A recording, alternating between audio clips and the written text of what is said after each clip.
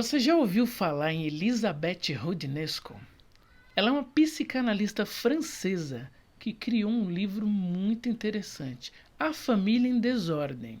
Olha, eu aconselho, é um livro muito bom, bacana. O ponto-chave do livro é que ela mostra as mudanças que estão ocorrendo na família, que a gente hoje não entende muito bem o que está acontecendo, né? Mas ela mostra em detalhes o que acontece de lá para cá. Ela fala da família tradicional, a família burguesa moderna do século XVIII e a família pós-moderna de 1960. Pessoal, não sai daí, cara, é muito bom. Eu vou levantar esses 3 pontos muito interessantes. Senta que lá vem história.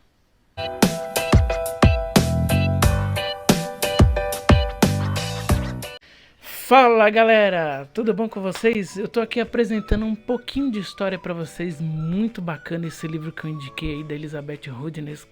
Ela fez um livro muito legal mostrando as mudanças que ocorreram na família, né, e que ainda continua, né?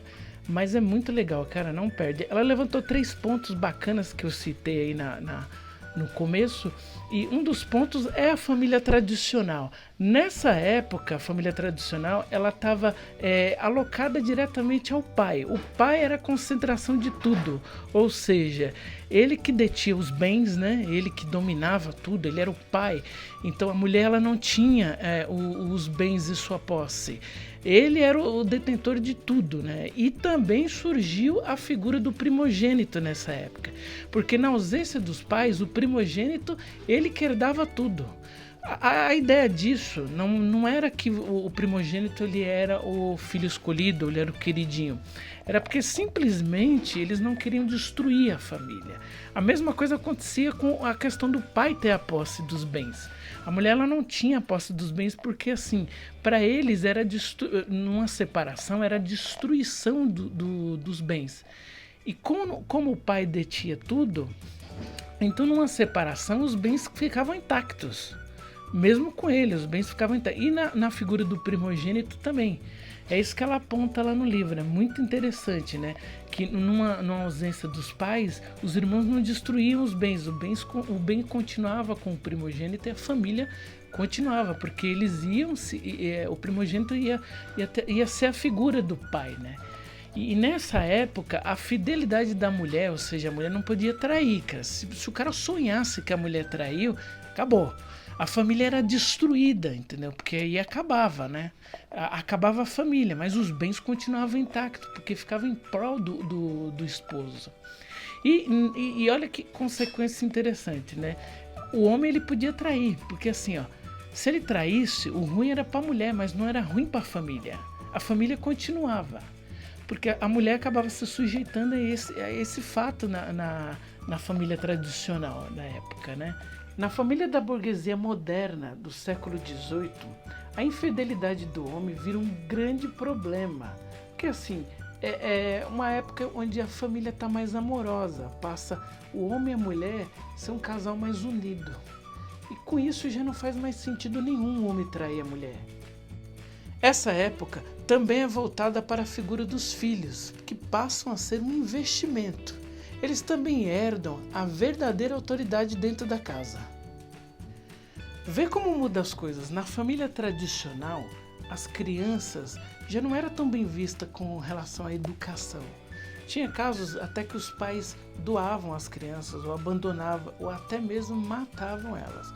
Já na burguesia moderna, o foco nas crianças era a educação. Isso também incluía a maternidade. Também nessa época começa o processo tecnológico e as mulheres começam a ganhar mais tempo em casa, já que os filhos começam a ir mais para a escola. E isso daí a mulher ganhou um espaço enorme e aí começam as mudanças radicais. Essas famílias tinham menos filhos e o foco dos filhos era a educação deles. Havia uma necessidade muito grande em criar os filhos muito bem. O casal tinha que se amar bastante para manter isso. A mulher não podia mais ter aquele sentimento de tristeza ou de traição. Isso já não era mais bem-vindo. A família pós-moderna de 1960 durava o quanto puder, sexo era o que interessava. As famílias deixam de ser careta e os homossexuais têm interesse em constituir família. Essa época também é marcada pelo medo de que a mulher virasse a figura central, igual o homem foi lá na família tradicional. Alguns escritores lá da época chegaram a dizer que depois que cortou a cabeça do rei, o homem perdeu seu poderio. O feminismo e a feitiçaria sempre foram associados pelos escritores. E é por isso que até hoje as mulheres se associam como bruxas ou como feiticeiras. A figura da família sempre foi vista como um triângulo: o pai, a mãe e os filhos. Com a chegada do período moderno, as mulheres ganham força e os homens começam a perder a figura central da família. Com isso, ele começa a utilizar o patrimônio para impor autoridade sobre a mulher. Isso mostra, galera, que a família está em constante mudança. Hoje você pode perceber que até alguns tios estão virando pais, as tias estão tomando conta de seus sobrinhos, os avós deixam de ser apenas avós e passam a ser o pai de primeira pessoa, né? Então tá sempre uma constante mudança agora com a chegada das mães solteiras, os pais solteiros e os homoafetivos, né? Então realmente é uma coisa assim que não para. Em 1990, nasce a família do comercial de margarina tentando resgatar a época anterior. Nada mais era do que os pais e os filhos sentados numa mesa tomando café, mostrando a união. Nessa época, os filhos davam a benção para os pais. Aí vem a geração tecnológica e destrói essa família.